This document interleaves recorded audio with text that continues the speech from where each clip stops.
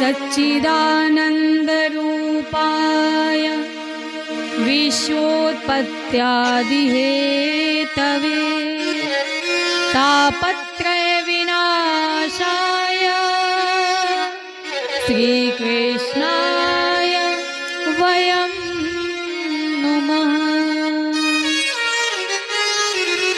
बोले वृंदावन बिहारी लाल की, राधे रानी की। सच्चिदानंद रूपाय, भगवान का स्वरूप कैसा है? भगवान का स्वरूप सत घन, चित घन, आनंद घन। भगवान का स्वरूप जब आप निहारते हैं, भगवान को देखते हैं, भगवान की वह सुंदर सी मूर्ति जब हमारे चेहरे के सामने आती है, तो भगवान का वह सत घन, चित घन, आनंद घन तीनों स्वरूप बिना बोले बिना कहे ही हमारे नजरों के सामने सुखमयी दर्शनों के द्वारा व्याप्त होने लगता है। यह भागवत उस कल्प वृक्ष का वह रसीला फल है जिसे ग्रहण करने के लिए किसी भी प्रकार की कोई कष्ट करने की आवश्यकता नहीं। जिस प्रकार से फलों के राजा आम को हम ग्रहण करते हैं और आम को ग्रहण करने के लिए हमें गुठली और छिलके को अलग करना पड़ता है, तब जाकर वह फलों का राजा आम का वह मीठा स्वाद हम रसास्वादन कर पाते हैं। परंतु भाई बहनों, यह भागवत रूपी फल इतना मीठा और रसीला है, जिसको ग्रहण करने के लिए किसी भी प्रकार की किसी गुठली, किसी छिलके को हटाने की कोई आवश्यकता नहीं है। इसे तो केवल पान करने की आवश्यकता है। और यह भागवत को मनुष्य जैसे चाहे, जब चाहे, जिस रूप में चाहे ग्रहण कर सकता है। यह मौसमी फल नहीं है। गर्मी में हमें आम मिलता है, जाड़े में नहीं, बरसात में नहीं, लेकिन यह फल तो हमें 12 मास 24 याम जन्म जन्मांतरों तक मनुष्य जब चाहे तब इस फल को ग्रहण कर सकता है। इस फल के रसास्वादन को स्वाद कर सकता है, ग्रहण कर सकता है।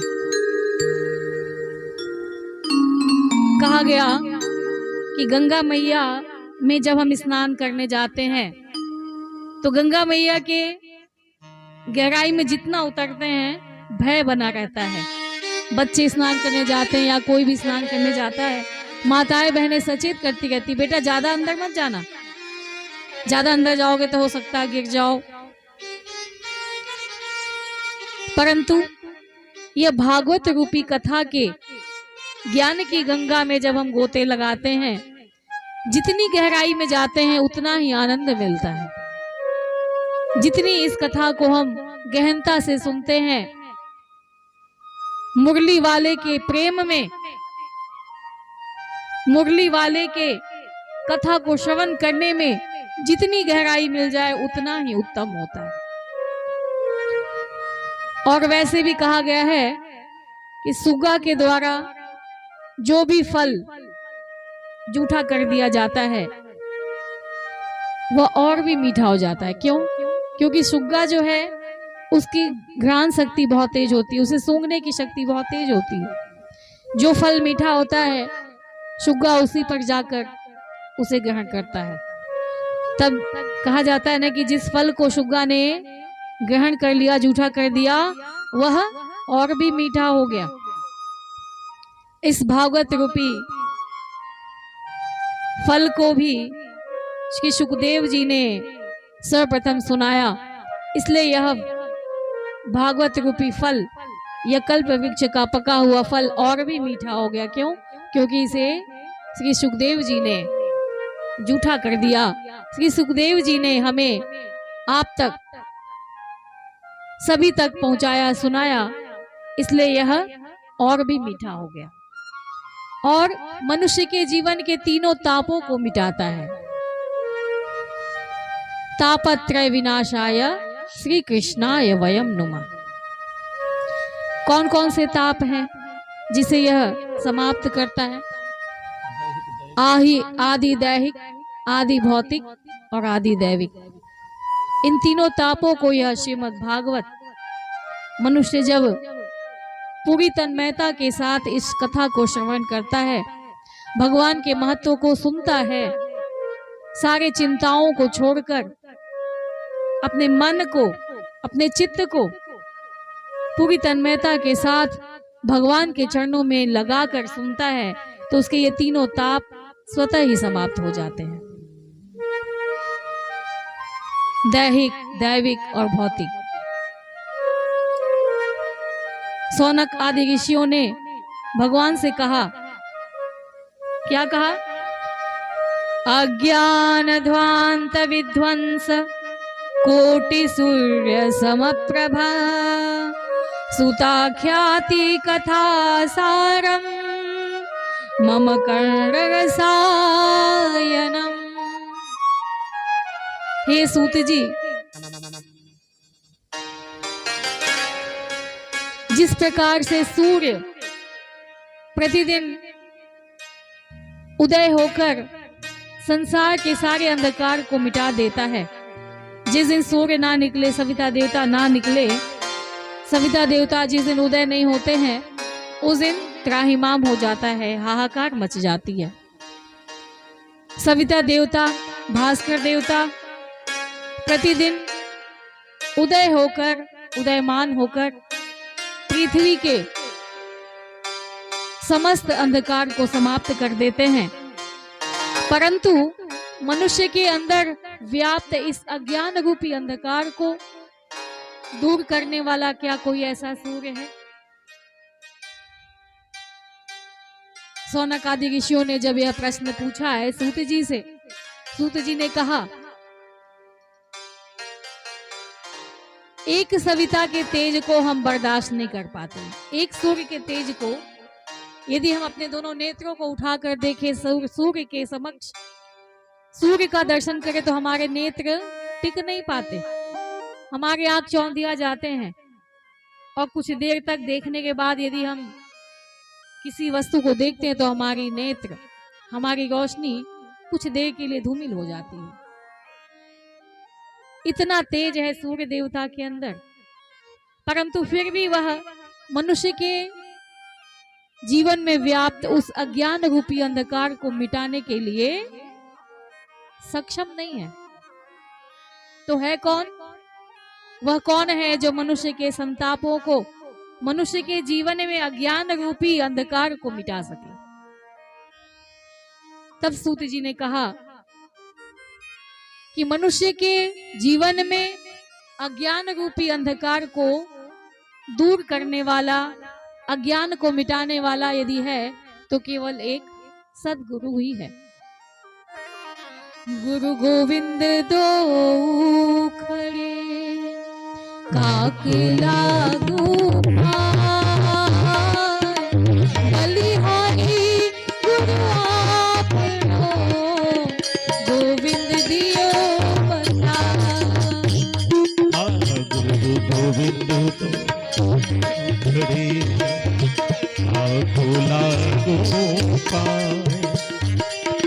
बलिहारी गुरु आपनो गोविंद दियो बताए, गोविंद दियो बताए, गोविंद दियो बताए।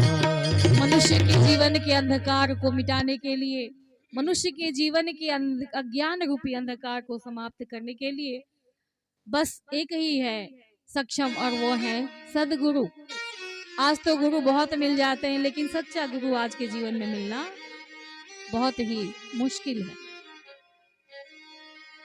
पहले भी कुंभ के मेले लगा करते थे, गंगा के तट पर भाई बहन सभी की भीड़ लगी रहती थी, सारे गृहस्थ जन जाते थे कथा को सुनने, श्रवण करने। कुंभ के मेला में अपने अपने समस्याओं का समाधान भी उन्हें व्यास जी के मुख से मिल जाता था, कथा को श्रवण करने के माध्यम से।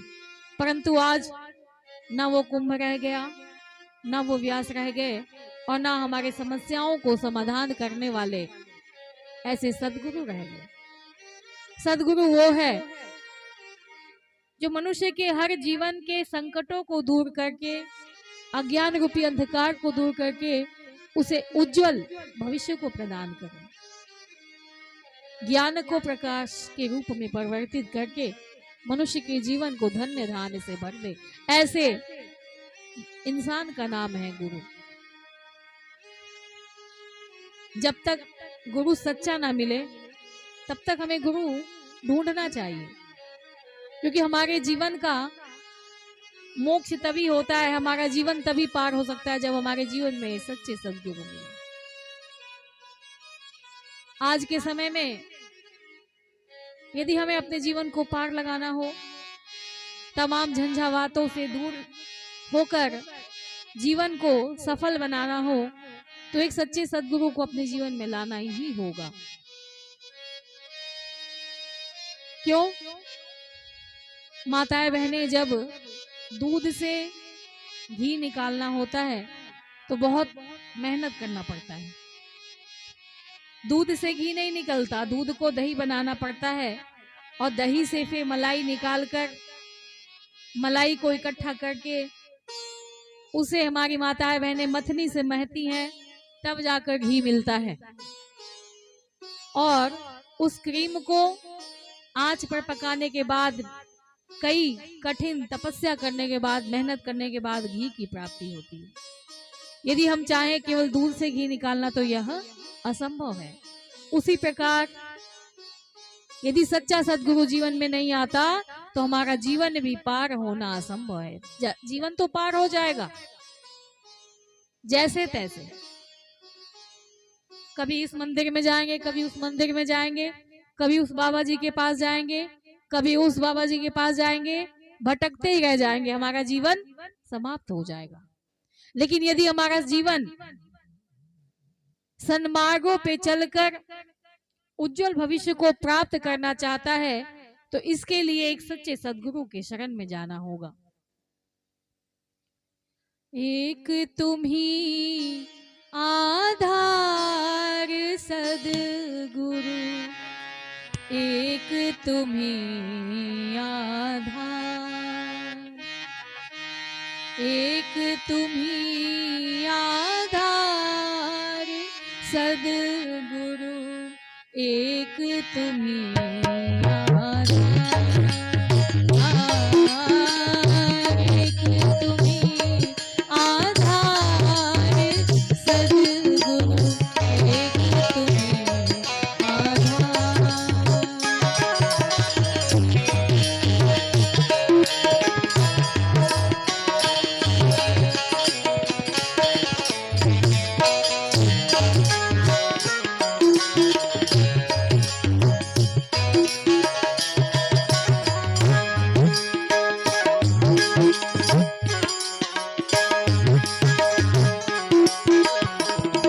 हमारे दैनिक ताप नहीं समाप्त हो सकते जब तक सच्चा सद्गुरु ना मिला।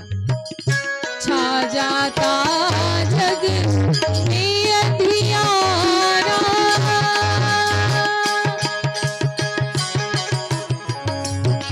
जाता जग में अंधियारा, तब पाने प्रकाश की धारा। छा जाता जग में अंधियारा, तब पाने प्रकाश की धारा। आते तेरे द्वार सद्गुरु, आते तेरे द्वार सद्गुरु, एक तुम ही आधार,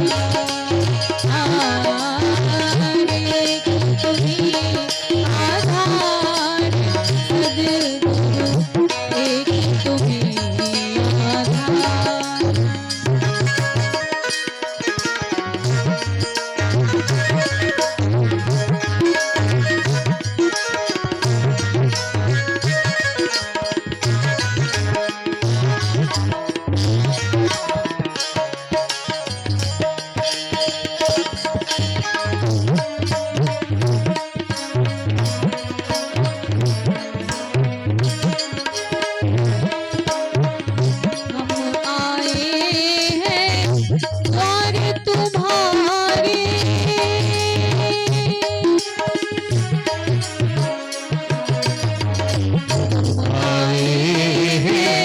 द्वार तुम्हारे अब उद्धार करो दुख हारे हम आए हैं द्वार तुम्हारे अब उद्धार करो दुख हारे सुन लो दास पुकार सद्गुरु सुन लो दास पुकार सद्गुरु एक तुम्हें आधार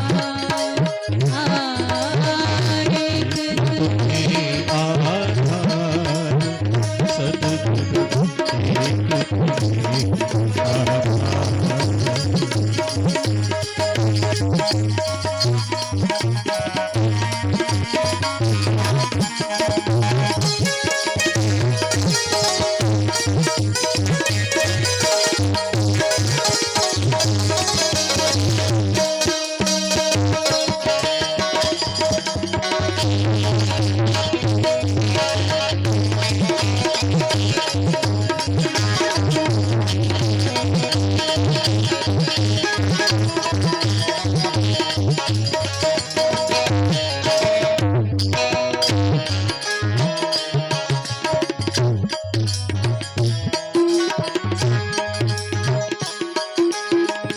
कैसा भी हो तैरनहारा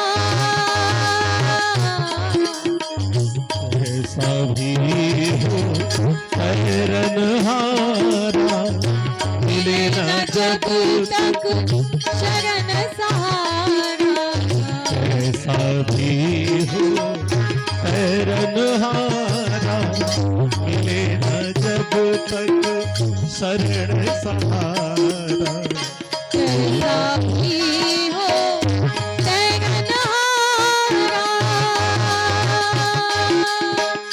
मिले न जब तक शरण सहारा हो न सका उस पार सद्गुरु हो न सका उस पार सद्गुरु एक तुम्हें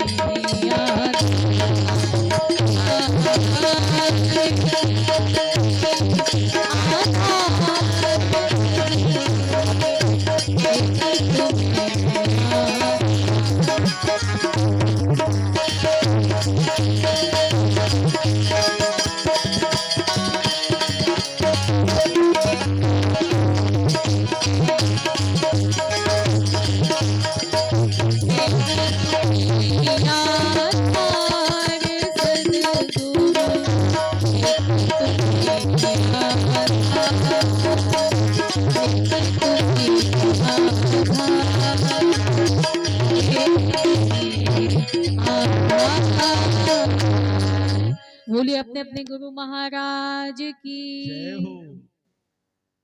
आप सभी के जीवन में गुरु है कि नहीं? आप लोगों ने गुरु दीक्षा लिया है? कितने लोगों ने लिया है गुरु दीक्षा? बस इतना ही लोगों ने। देखिए, हमारे जीवन के तमाम अज्ञान रूपी अंधकार को, और जब तक यह अज्ञान ज्ञान में परिवर्तित नहीं होगा, हमारा जीवन कभी नेक रास्ते पर, और हमारा जीवन कभी सफल नहीं हो सकता। क्योंकि हम जो भी पुण्य करते हैं, जो भी देव कार्य करते हैं, जो भी धर्म कार्य करते हैं, बिना दीक्षित हुए, बिना गुरु दीक्षा लिए वह सफल नहीं होता। तो गुरु को अपने जीवन में बनाना, गुरु के शरण में जाना अति आवश्यक है। अब आप छोटे से उदाहरण से समझ लीजिए, यदि छोटा बालक है, बच्चा है, और जब हम उसका नाम यदि स्कूल में लिखवा दिए, विद्यालय जाने लगा, 2 दिन गया, 4 दिन गया, 5 दिन गया, 1 महीना गया, 12 महीने का 1 साल होता है। और 1 साल बच्चा जब एक कक्षा में पढ़ता है तो परीक्षा देने के बाद उत्तीर्ण होकर अगले कक्षा में जाता है, और 1 महीने बाद वह 11 महीने घर में बैठ जाए तो बिना गुरु के ज्ञान नहीं हो सकता। वह बच्चा किताब तो लेगा, उसके पास सब चीज है पढ़ने की, सारी साधन सामग्री है, परंतु बिना गुरु के ज्ञान उसे नहीं मिल सकता। कौन बताएगा क से क्या होता है? 1 महीना तो गुरुजी ने बता दिया कि क से कमल, क से कबूतर, लेकिन 1 महीने बाद बच्चा भूल गया तो क्या सीखेगा? अगल बगल के बच्चों के साथ खेलेगा, क से कुकुर बोलना सीखेगा। विद्यालय जाएगा तब गुरुजी बताएंगे क से कमल होता है बेटा। और नहीं जाने का परिणाम यही होगा कि आपका बच्चा अंगूठा छाप बन के रह जाएगा। उसी प्रकार से बच्चा गलत रास्ते पे ना जाए, गलत मार्ग को ना अपनाए, गलत संगत में ना जाए, इसलिए गुरु का होना अति आवश्यक है। चाहे वह विद्यार्थी हो, चाहे हम अपने गृहस्थ आश्रम में हैं, किसी भी मार्ग पे चल रहे हो, किसी भी आश्रम में हो, गुरु का होना अति आवश्यक। सौनक आदि ऋषियों ने व्यास जी से जब पूछा कि गुरुदेव यह तो कलिकाल है और इस कलिकाल में, कलयुग में तमाम तरह के दोष ही दोष दिखाई देते हैं। आखिर मनुष्य चले तो कैसे चले, मनुष्य करे तो कैसे करे, उसका अज्ञान कैसे समाप्त हो, उसके अज्ञान कैसे दूर होंगे? तब व्यास जी ने कहा, कलयुग केवल नाम धारा, सुमिर सुमिर जन होहि पारा। इस कलयुग में केवल भगवान के नाम का सुमिरन कर लीजिए। कब, कैसे कर ले भगवान के नाम का सुमिरन? उठते बैठते, जागते, सोते, खाते, पीते, चलते फिरते, आपके पास जब भी समय है, उसके लिए अलग से समय नहीं निकालना कि अरे अभी तो मेरे पास समय नहीं है। भाई, भगवान ने सभी को 24 घंटे का समय दिया। ऐसा नहीं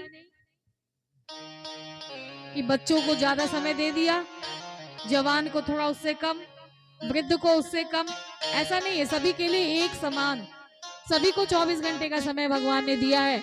और उसी 24 घंटे में आपको अपने समय का सुनियोजन, नियोजन नहीं, अच्छे से नियोजन करना है।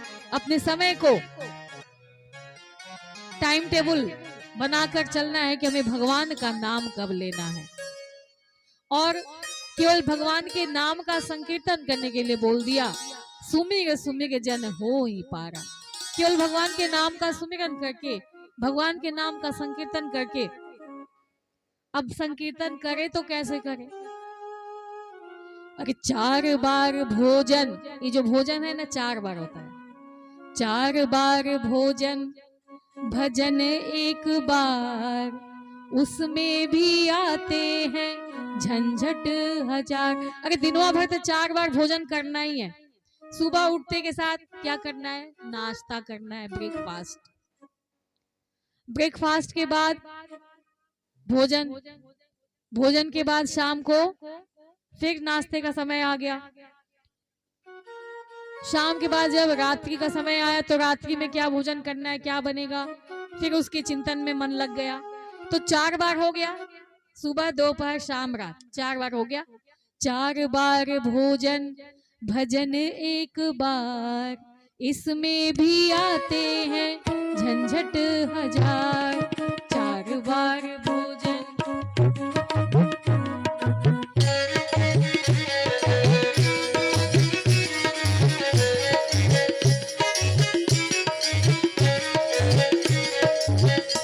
भगवान ने तो मनुष्य को, यह मनुष्य का तन देकर ही इतना बड़ा कार्य कर दिया कि जिस तन को पाने के लिए भगवान भी लालायित होते हैं।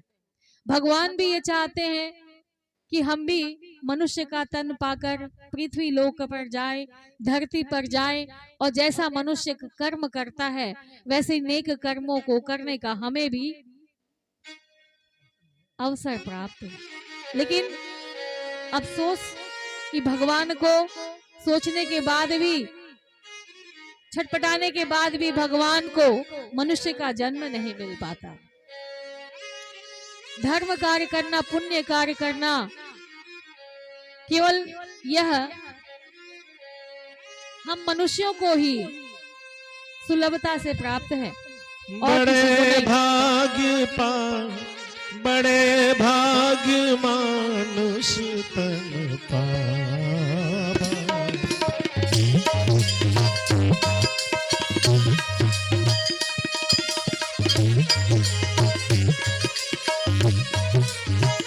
बड़े भाग्य मानुष तन पावा। दुर्लभ सद्ग्रंथ दुर्लभ सद्ग्रंथ। बड़े ही भाग्य से यह मनुष्य का तन मिला और इसी मनुष्य के तन को पाकर हम अपने इंद्रियों को वश में करके, हम अपने मन को वश में करके और भगवान के कार्यों को करने में सक्षम है। हमारा मन, हमारा तन और हमारा यह शरीर, जिसे भगवान ने बड़े ही सुंदर ढंग से और बड़े ही सुव्यवस्थित ढंग से बनाकर इस धरती पर भेज दिया। और भगवान ने जब मनुष्य को माँ के गर्भ में 9 महीने रखा और जो शिशु है माँ के गर्भ में उल्टा लटका रहता है, भगवान से प्रार्थना करता है, हे भगवान इस बार मुझे सही सलामत भेज दो, इस बार मेरा जन्म अच्छे से करा दो, मैं जाने के बाद तुम्हारा नाम लूंगा, मैं जाने के बाद तुम्हारा ही संकीर्तन करूंगा, मैं जाने के बाद जन्म लेकर जब धरती पे जाऊंगा तो तुम्हारे नाम के अलावा कुछ भी नहीं करूंगा, तुम्हारे नाम का संकीर्तन के अलावा मैं कुछ भी नहीं करूंगा। लेकिन मनुष्य इतना मतलबी है, इतना स्वार्थी है। जैसे ही जन्म लेता है, मनुष्य जन्म लेने के बाद तुरंत ही कैसे रोता है बच्चा? जब बच्चा जन्म लेता है कैसे रोता है? कहाँ कहाँ कहाँ, मतलब मैंने तो नहीं कहा, कब कहा? रोने लगता है और कहता है मैंने जैसे ही जन्म हुआ भगवान के साथ किया हुआ वचन, बोला हुआ वचन भूल जाता है। माता के गर्भ में तूने भक्ति कबूला, बाहर आके तू तो माया में भूला। माता के गर्भ में तूने भक्ति कबूला, बाहर आके तू तो माया में भूला। तेरे 2 दिन के जीवन पगले राम नाम हो, राधे श्याम हो, राधे श्याम हो, राम नाम हो।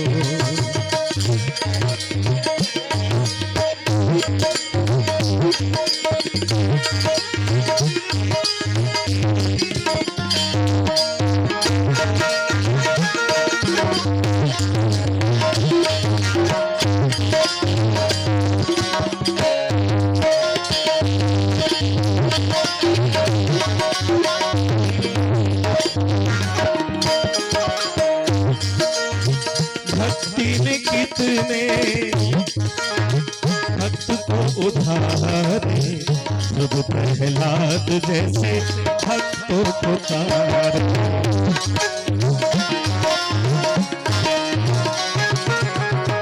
भक्ति ने कितने अधम को उधारे, प्रभु प्रहलाद जैसे भक्तों को तारे। चाहे सारा जमाना रूठे,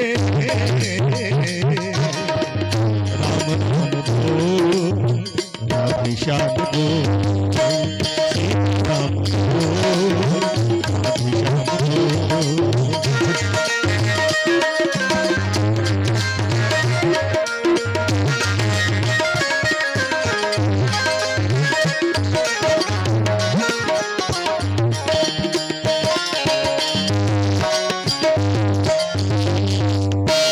क्या उससे भाई बहनों बनेगी तेरी बातों ही बातों में,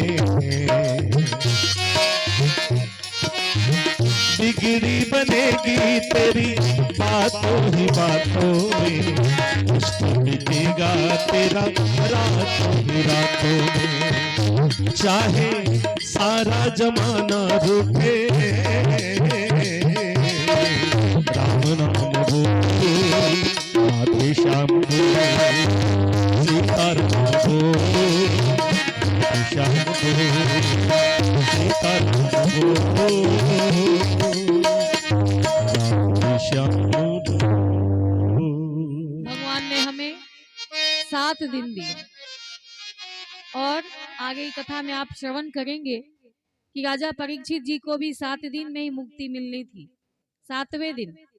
और हम सभी के जीवन में भी 7 ही दिन है, रविवार, सोमवार, मंगलवार, बुधवार, गुरुवार, शुक्रवार और शनिवार। इन 7 दिनों में 7 दिन किसी न किसी भगवान का बना है। रविवार को सूर्य देवता की आराधना करते हैं। अभी अभी हाल ही में हम सभी ने सूर्य षष्ठी का त्योहार मनाया, व्रत मनाया, जिसे छठ पूजा भी कहते हैं। सभी माताएं बहनें ने मिलकर इस छठ पर्व को मनाया होगा। सोमवार को हम भगवान शंकर की पूजा आराधना करते हैं। मंगलवार को वीर हनुमान, जिनकी आप प्रतिमा, मूर्ति, जिनका मंदिर हर गांव में, हर शहर में आपको देखने को मिल जाएगा। क्यों? राम जी का क्यों नहीं मिला? आखिर हनुमान जी की ही इतनी मंदिर क्यों है? हनुमान जी ने भगवान का काम किया था। राम काज किए बिना मोहे कहाँ विश्राम। हनुमान जी ने भगवान के कार्य को किया, और जिस दिन भगवान के कार्य को नहीं करते थे, जब तक उन्होंने सीता माता का पता नहीं लगा लिया, तब तक उन्हें चैन नहीं मिला। उनके जीवन में एक पल भी चैन का नहीं हुआ जब तक उन्होंने सीता माता का पता नहीं लगा लिया। बुधवार भगवान गणेश की आराधना करते हैं, प्रथम पूज्य, समस्त विघ्नों को हरने वाले, संकट को दूर करने वाले। ऐसे भगवान गणेश की पूजा करते हैं। गुरुवार के दिन भगवान विष्णु की पूजा करते हैं। गुरुवार का दिन गुरु देव के नाम से है। जिनके जो गुरु हैं उनकी आराधना हम लोग करते हैं गुरुवार के दिन। शुक्रवार के दिन माता लक्ष्मी का दिन, वैभव लक्ष्मी, संतोषी माता, जिनकी पूजा आराधना अर्चना करते हैं। शनिवार के दिन शनिदेव, आज शनिवार है, जो कर्म फल दाता है, जो जैसा कर्म करता है वैसा फल तुरंत देते हैं, तनिक भी देर नहीं लगाते। और कहते हैं कि हमारे और आपके साथ क्या जाएगा? कुछ नहीं जाता। कहते हैं खाली हाथ आए थे खाली हाथ जाएंगे, बिल्कुल ऐसा नहीं है। हम जब जाएंगे तो अपने साथ किए गए उन कर्मों को लेके जाएंगे। क्या हमने कभी किसी भूखे को भोजन कराया? क्या हमने कभी किसी प्यासे को जल पिलाया? क्या हमने कभी किसी ऐसे जरूरतमंद को उसकी आवश्यकता की सामग्री को उपलब्ध कराया? क्या कभी रोते हुए को उसके दुखों को दूर करने की कभी चेष्टा की? धन तो बहुत कमा लिया। भाइयों बहनों, ये हमारा सारा जीवन, ये संसार जो है हमारे हाथों से फिसलता चला जाता है। आप सोचेंगे हाथ से कैसे फिसल रहा है?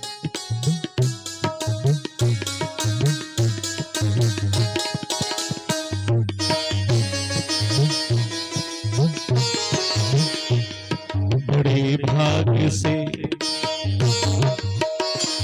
बड़े भाग्य से ये मनुज तन मिला था। बड़े भाग्य से मनुज तन मिला था। गवाते गवाते उम्र पार करके खाने कमाने में आयु गवाई, खाने कमाने में आयु गवाई। यूं ही जिंदगी हमने बेकार करती बड़े भाग्य से ये मनुज तन मिला।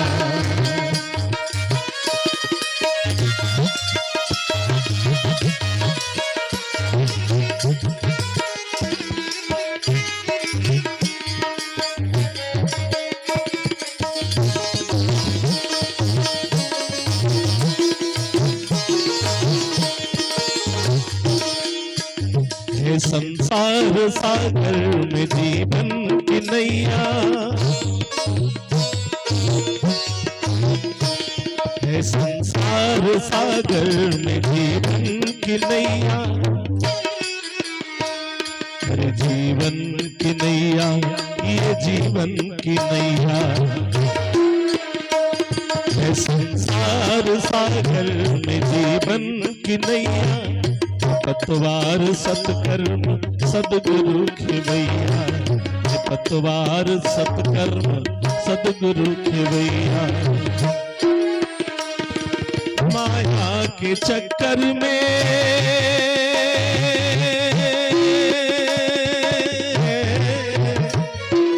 माया के चक्कर में फंस करके हमने जीवन के नैया को मझधार कर दी, जीवन के नैया को मझधार कर दी।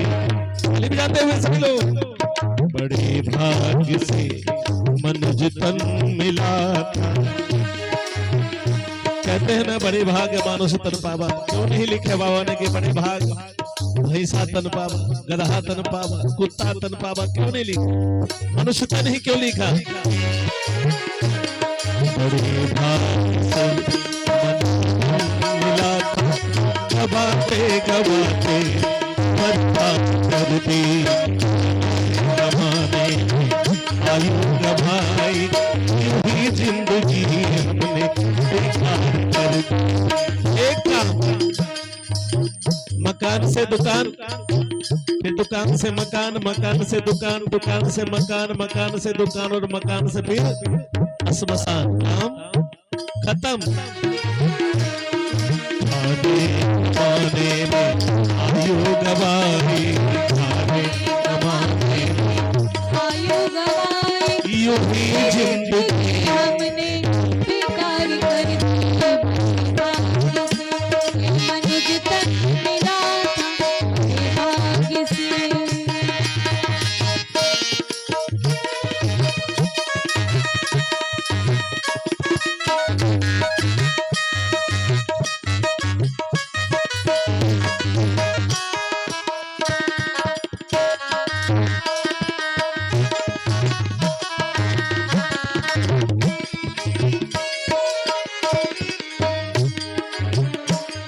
अगर चाहता, अगर अपना कल्याण चाहते हैं तो सावधान। अगर चाहता अपना कल्याण प्राणी, बोले मान सच्चे युग ऋषि की वाणी, बोले मान सच्चे गुरुवर की वाणी। भैया बेना लगे अपना जीवन,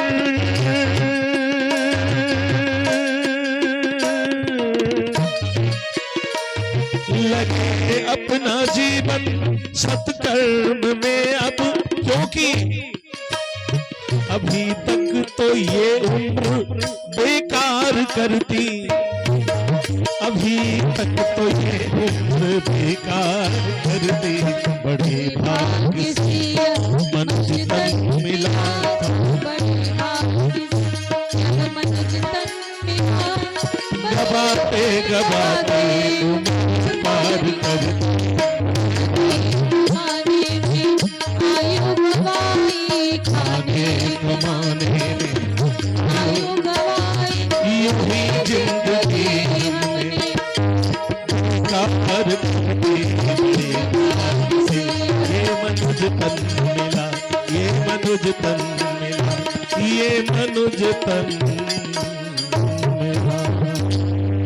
बोली वृंदावन बिहारी लाल की जय। ऐसे नहीं, जय बोलने के समय दोनों हाथ को ऊपर उठा लेना है। अब दोनों हाथ क्यों उठाना है? ठंड लग रही है शॉल में, हाथ दुखाए हैं।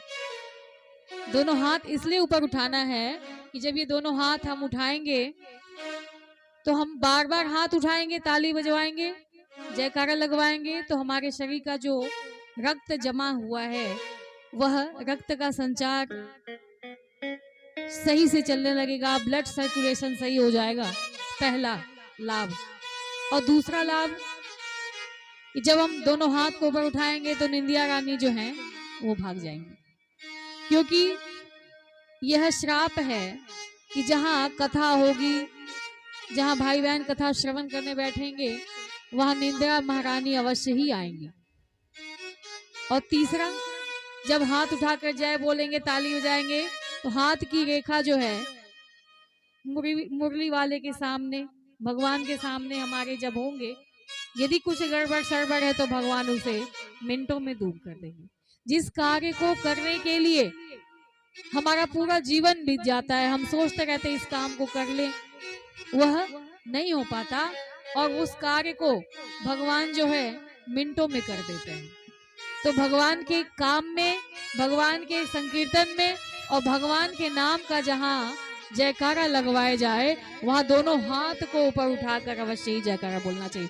बोले वृंदावन बिहारी लाल की जय, मुरली वाले की जय, राधे रानी की जय। अब सही है। तो जब तक कथा हो, 7 दिन में से एक दिन तो आज निकल ही गया, और मात्र 3 घंटे 4 घंटे जो भी हैं, उस 24 घंटे में से हम भगवान का नाम ले सके, भगवान के नाम का गुणगान कर सके, संकीर्तन गा सके, ऐसी लगन लगाए रखना प्रभु।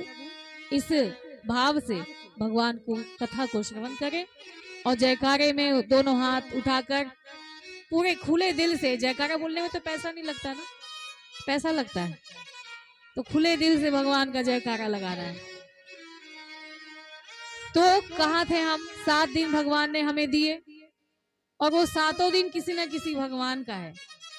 आप जिस भी भगवान को मान लीजिए, भगवान को केवल मानने से नहीं कि सुबह शाम उठाए, अगरबत्ती जला दिया, दिखा दिया, कितने बजे? 12 बजे, कितने बजे? 1 बजे, मंदिर भी जा रहे हैं डोलची लेकर पूजा करने, भगवान तो मिलेंगे नहीं।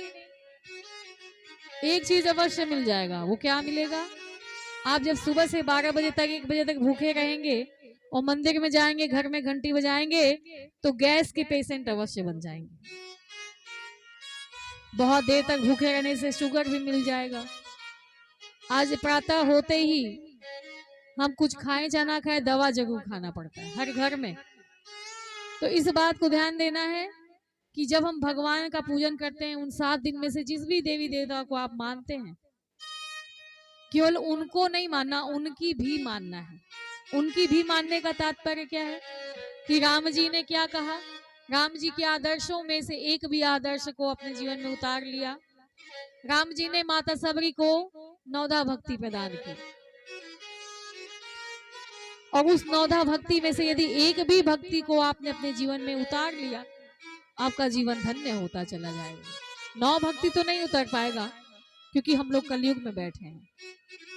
एक भक्ति को भी आपने अपने जीवन में उतार लिया, तो निश्चित रूप से आपका जीवन धन्य होता चला जाएगा। 7 दिन में से जिस भी भगवान को मानते हैं, उसमें से एक भगवान को, क्योंकि एक साधे तो सब सधे। प्रथम भगति संतन कर संगा, प्रथम भगति संतन कर संगा, तू सररत मम प्रसंगा, तू सररत मम। कथा प्रसंग में डूबे रहते हैं जरूर, लेकिन किसका? पड़ोसी का। ये बहनी उनका घरे का भेल पता बा, यही कथा प्रसंग चलाते हैं। इस कथा प्रसंग से हटना है, भगवान के नाम का गुणगान करना है। श्रीमन नारायण नारायण, श्रीमन नारायण, श्रीमन नारायण नारायण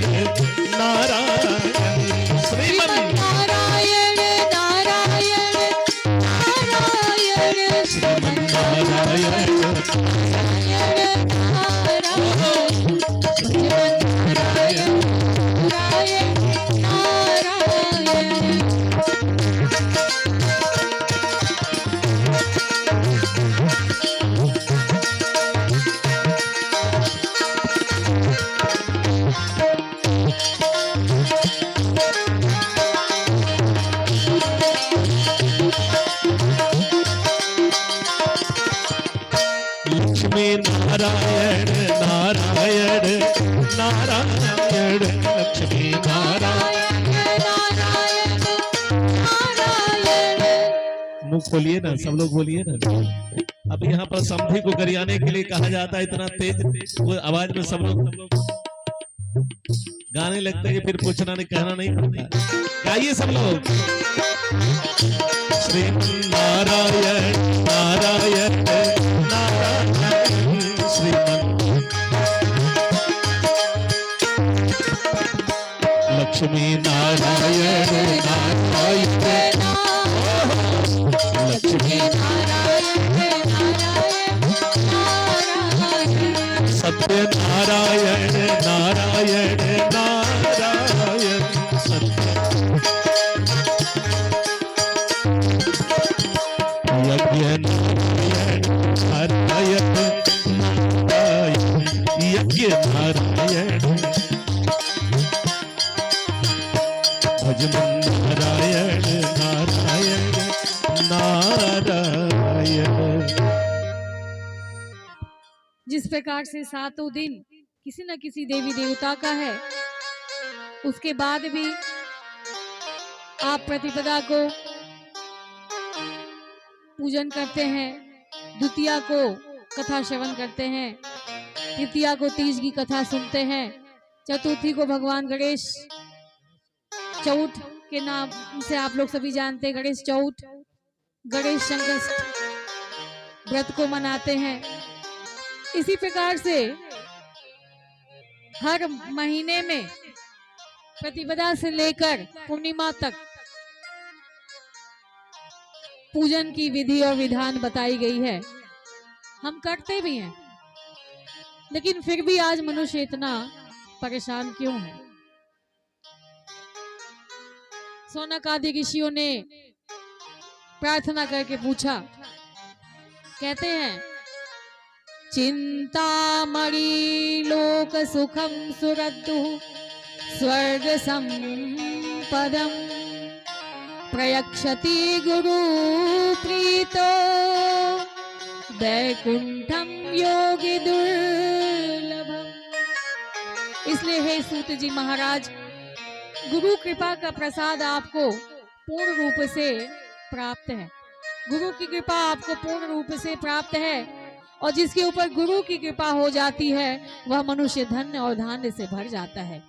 जो शरण गुरु की आया इस लोक सुखी परलोक, जो शरण गुरु की आया इस लोक सुखी।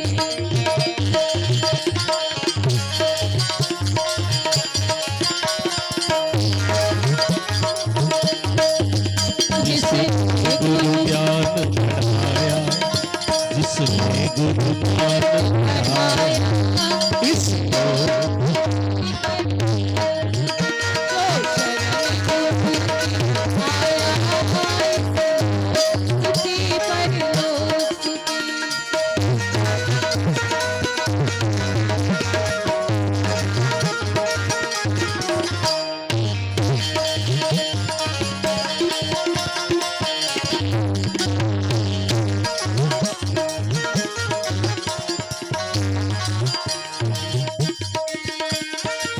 चिंता और भय सब मिट जाते,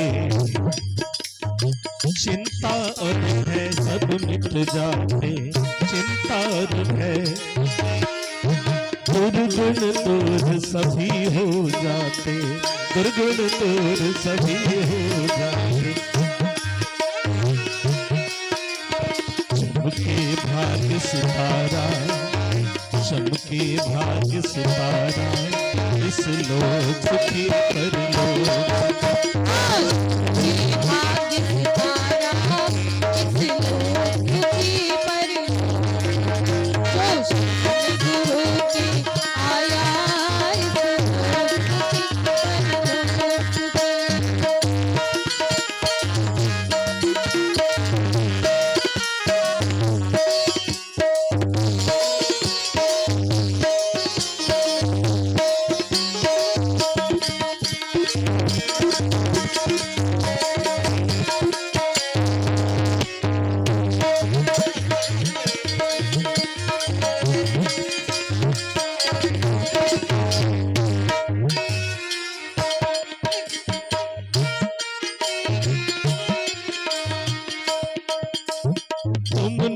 पुकारा हम चले आए, तुमने पुकारा हम चले आए, तूने पुकारा हम चले आए, तूने पुकारा हम चले आए, भेंट चढ़ाने कुछ भी न लाए, भेंट चढ़ाने कुछ भी न लाए। गुरुदेव से कहे हैं गुरुदेव आपने हमें आवाज लगाई, हम बच्चे जैसे थे भागे दौड़े आ गए, आपको निवेदित करने के लिए कुछ लेके नहीं आ सके। गुरुदेव हमारे पास ये नन्हा सा दिल है, इसे स्वीकार करें।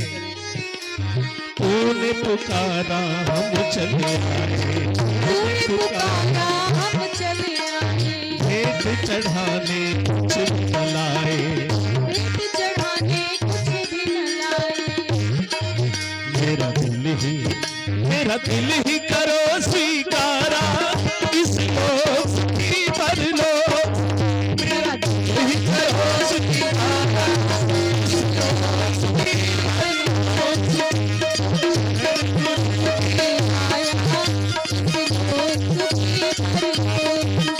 सुन गुरु ज्ञान बढ़ा, इस लोक की परलोक।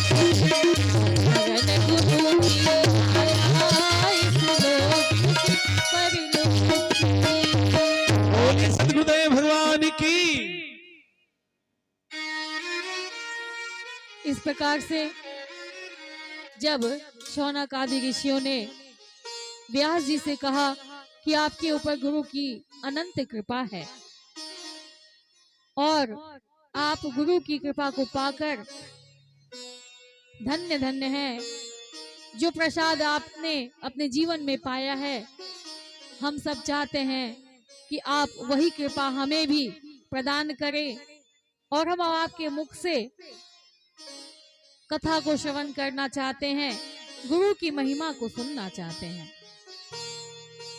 व्यास जी ने कहा कि जब आप हमारे लिए इतने सुंदर वचनों के द्वारा वर्णन किया,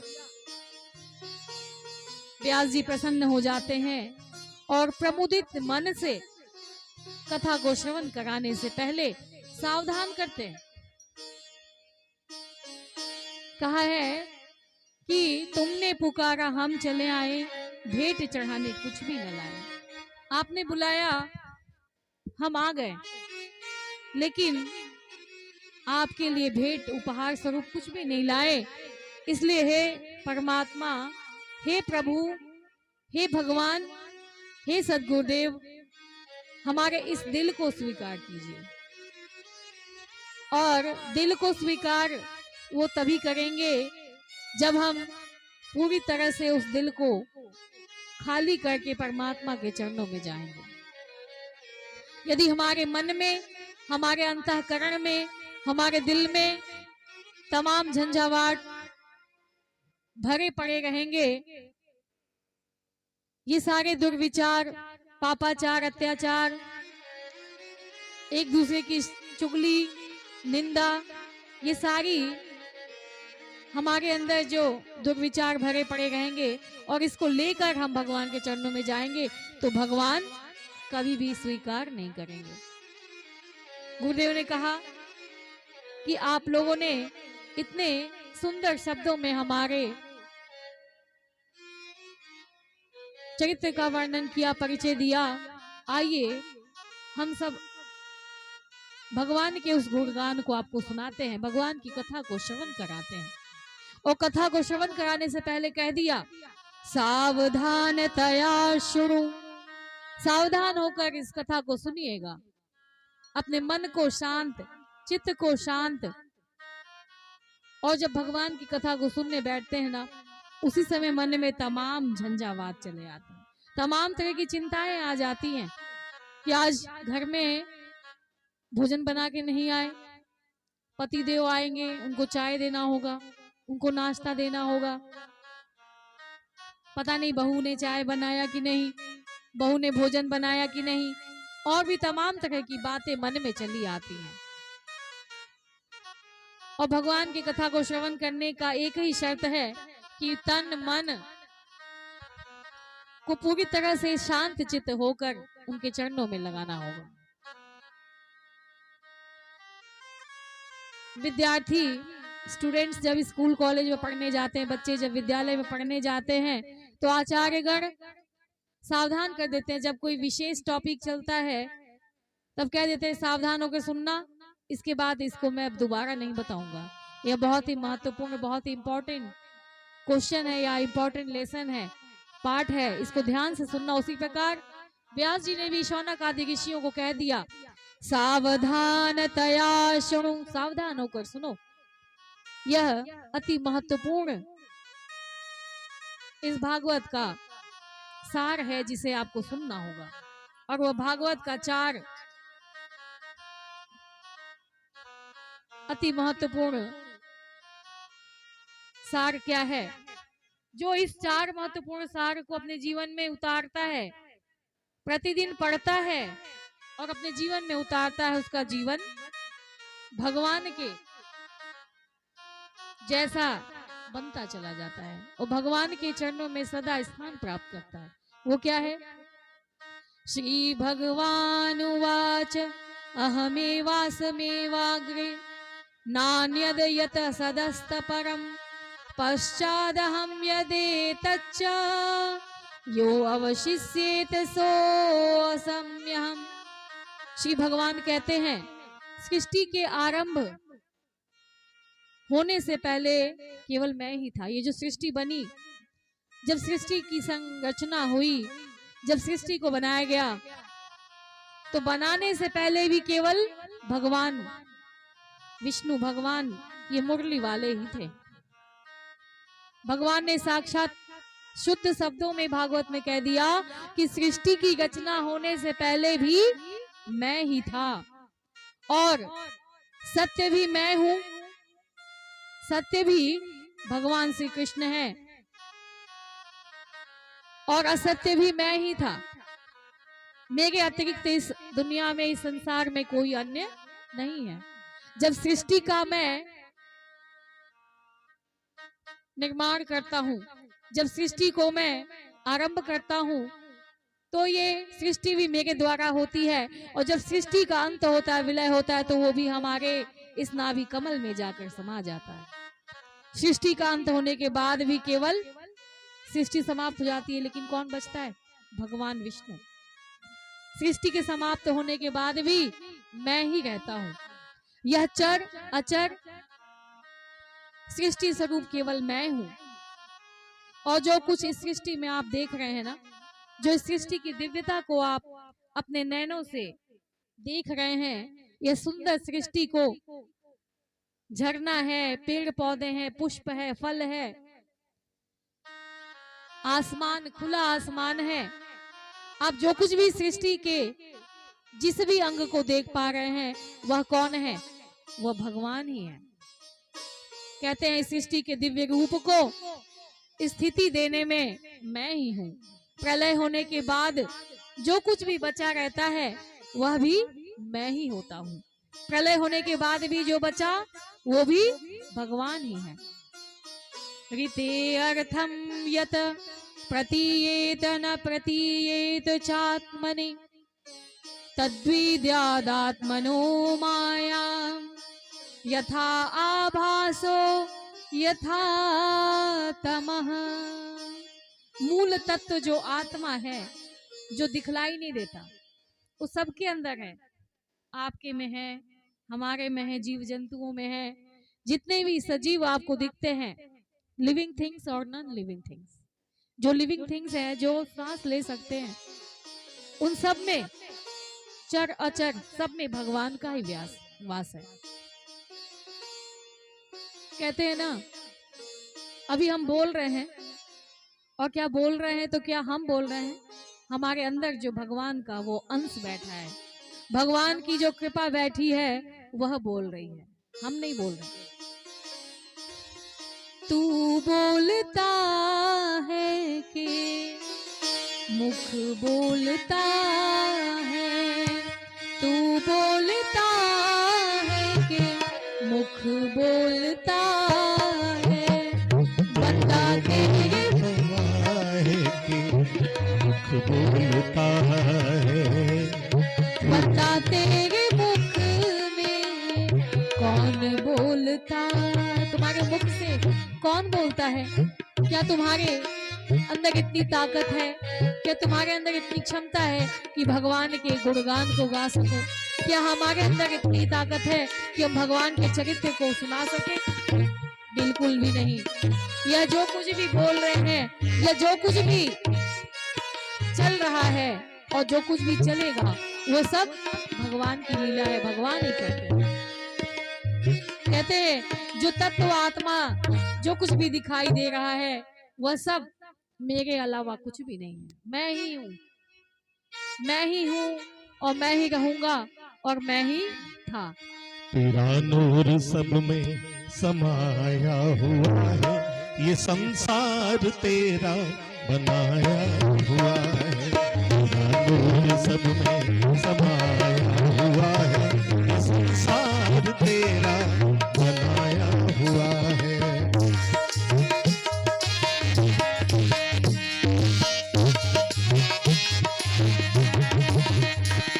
करे कोई कुछ भी भलाई बुराई, करे कोई कुछ भी भलाई बुराई, हमें दे रहा सारी घटना दिखाई, हमें दे रहा सारी घटना दिखाई। ना छुपता है, ना छुपता है कुछ भी छुपाया हुआ, ये संसार तेरा बनाया हुआ। तेरा नूर सब में आया हुआ है, ये संसार तेरा बनाया हुआ है, ये संसार तेरा बनाया हुआ है। हमारे अंदर आपके अंदर जो विद्यमान है वह आत्मा, वो भगवान का ही स्वरूप है। इसके अलावा जो कुछ भी आप देखते हैं, इसके अलावा क्या है?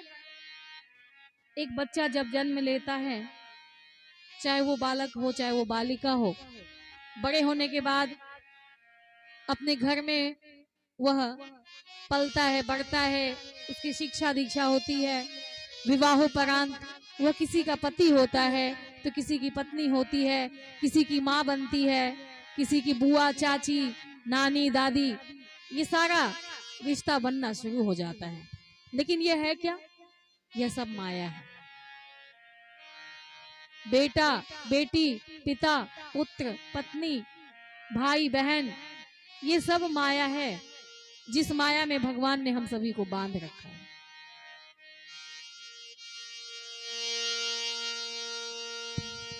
माया में काया, माया में काया, ऐसन उझराइल बा। तू मैं कही के सब लोग भुलाइल बा। मैं कही के सब लोग भुलाइल बा। माया में काया,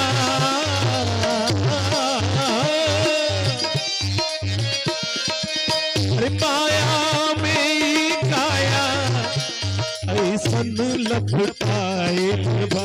ताली बजा लीजिए। तू मैं कही के सब लोग भुलाइल बा। तू मैं कही के सब लोग भुलाइल बा।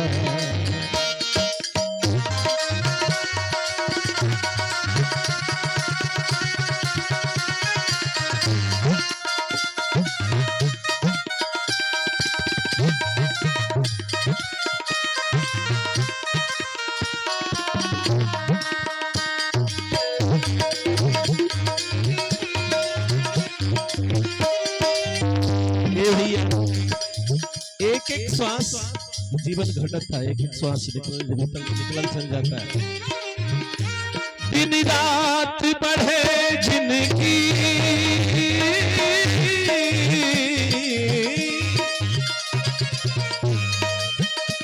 दिन रात बढ़े जिंदगी, उम्र के समापन हाँ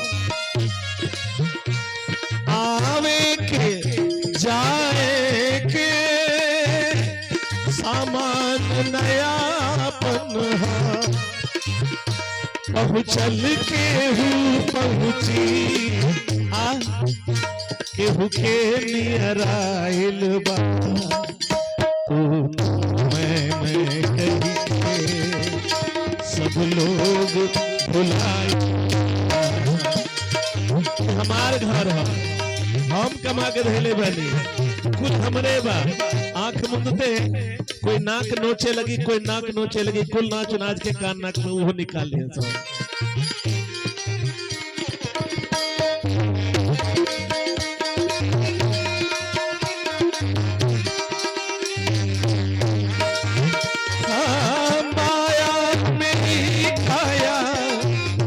सब उझदाइल बा मैं कही के सब लोग भुलाइल बा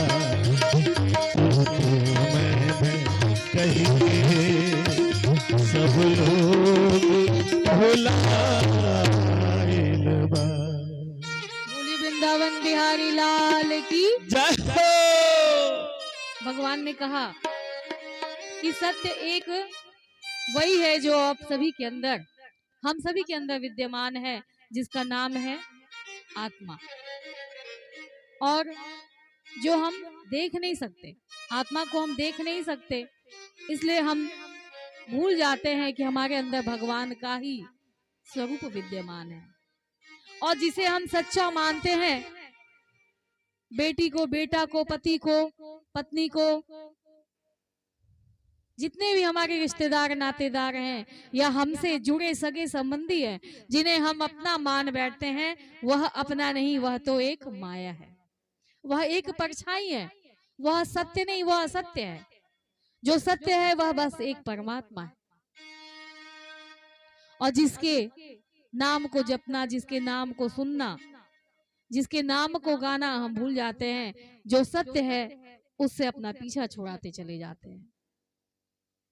भगवान ने कह दिया कि मेरे सिवा परमात्मा के सिवा आप जो कुछ भी देख पाते हैं वह एक परछाई है वह एक सत्य है। कौन? जो मेरा नाम लेता है जो मेरा गुणगान करता है और जो नेक कार्यों में सदा संलग्न रहता है वह ही सत्य है और बाकी असत्य है मिथ्या है परछाई है। भाई बहनों नारद मुनि एक बार धरती लोक से स्वर्ग को भगवान विष्णु के धाम जा रहे थे और जब भगवान विष्णु के लोग जा रहे थे भगवान का नाम लेते हुए भगवान का संकीर्तन करते हुए भगवान का गुणगान गा रहे थे कैसे नारायण नारायण श्रीमन नारायण नारायण नारायण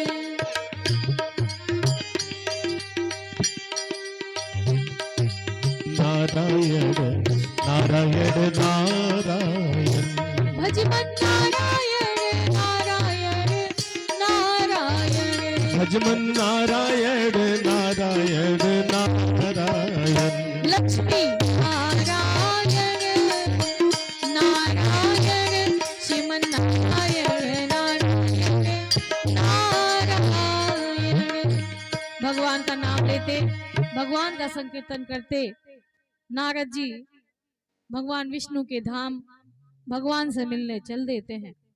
जैसे कुछ कदम आगे बढ़ाया उन्होंने तभी भगवान विष्णु के पास से भगवान का एक दूत चला आ रहा था बड़े ही तेजी से। नारद जी ने पूछा अरे भाई रुको रुको कहाँ चले जा रहे हो और ये तुम्हारे हाथ में क्या है? उस देव दूत ने कहा ऋषिवर हमारे हाथ में उन लोगों का लिस्ट है जो भगवान के भक्त हैं। ऐसा ही लिस्ट लिया था उस देवदूत ने और बताया कि हमारे इस हाथ में जो लिस्ट है इसमें उनका नाम है जो भगवान के भक्त है, जो भगवान का नाम लेते हैं, दिन रात भगवान का संकीर्तन में लीन रहते हैं, ऐसे लोगों का लिस्ट है। अब देवर्षि नारद जी बड़े प्रसन्न हो गए, क्योंकि देवर्षि नारद मुनि के जैसा भगवान का संकीर्तन करने वाला और कोई ना था, न है और न होगा। क्योंकि व्रती यायावरो, उन्हें यायावर कह दिया गया। नारद मुनि यायावर हैं, क्योंकि वह सृष्टि पे रहने वाले, इस धरती पर रहने वाले समस्त प्राणियों के दुखों को दूर करने के लिए, कैसे इन समस्त प्राणियों का दुख दूर हो, कैसे सारी समस्याओं का निदान हो, इनकी चर्चा करने के लिए भगवान विष्णु के धाम भगवान के पास जाया करते थे। देवर्षि नारद हुए भक्तों में सिरमौर रामा, भक्तों में सिरमौर रामा, भक्तों में सिरमौर। परहित चिंतन में निरत उन सारा को, परहित चिंतन में निरत उन सारा कोई न। निज स्वार्थ सुखों की चिंता तजबे परहित चिंतन करते थे, परहित चिंतन करते थे। सब भक्तों को सन्मार्ग दिखा, सब भक्तों को सन्मार्ग दिखा, उनकी पीड़ा को हरते थे।